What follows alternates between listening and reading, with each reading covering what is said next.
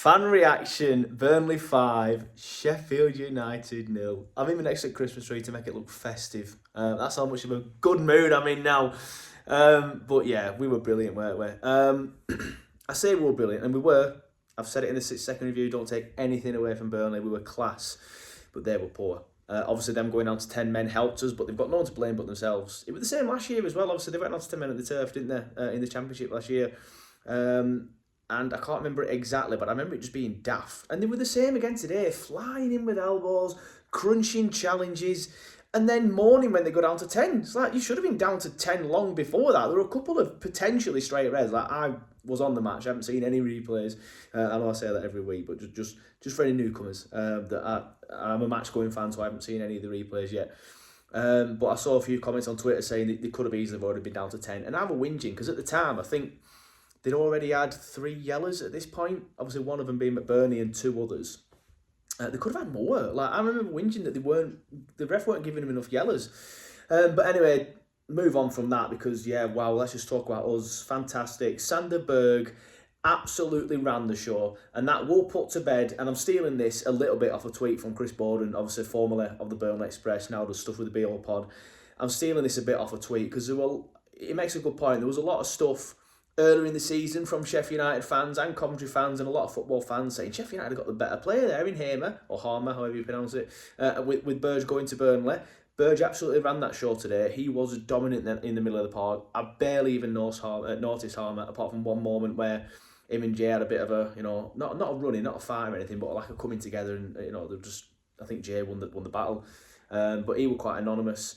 Sander Berg were fantastic, absolutely brilliant. And I tell you were brilliant, who deserves a big mention today, is Zeki Amdouna. He was fantastic. I know he won't get that much space against a lot of other teams. Yeah, he were absolutely fantastic, absolutely ran the show. Berge ran the show, but like he were the player that were making things happen in the middle. And of course, Luca, I absolutely love the man. He is fantastic. He will go so far in his career. He is fantastic. He really, really is. Trafford, I know I've tweeted this already, but I'm going to say it again because some of the responses, mainly from the Facebook dads, he says that being a Facebook dad, but mainly from the Facebook dads, were, he didn't have anything to do. As soon as he has something to do, we'll be back to square one. Like, let's get it right. He made a good save from, I think it was Norwood in the first half, that shot from distance. He came rushing out in the second half to sort of like stifle that attack that were right in front of that quite early in the second half.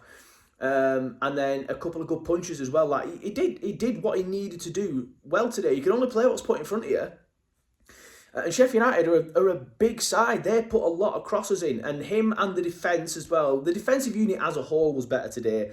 I know it's Sheffield United, and I do feel like I'm slightly disrespecting them by saying that because we've been dreadful this season and we've only just come off the bottom. But I know it's only Sheffield United, but they've got long throw as well, and they're pumping the balls into the box, and we dealt with them every single time, including Trafford. So fair play to Trafford. He played really, really well. And it's good to see some positive stuff going out about him today. I know I've criticised him as well, but sometimes, I do feel like he has deserved it.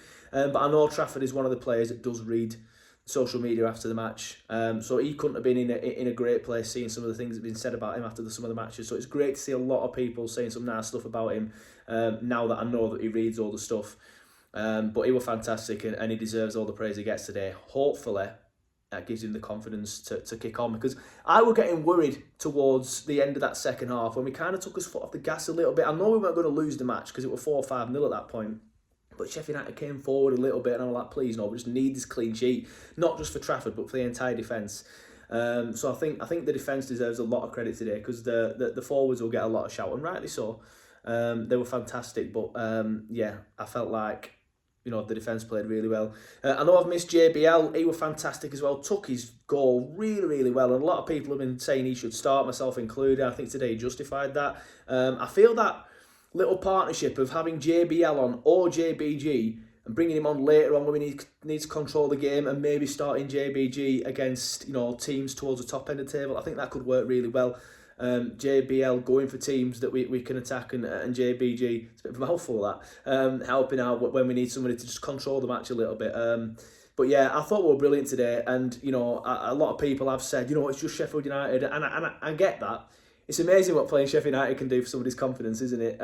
But, you know, don't take anything away from Burnley. I thought we were fantastic today. I know I said in the 60-second view, got carried away, say, we're staying up. Let's see how we get on against Wolves and Brighton there. But it's great to go into them games with some confidence. Up the Clarets.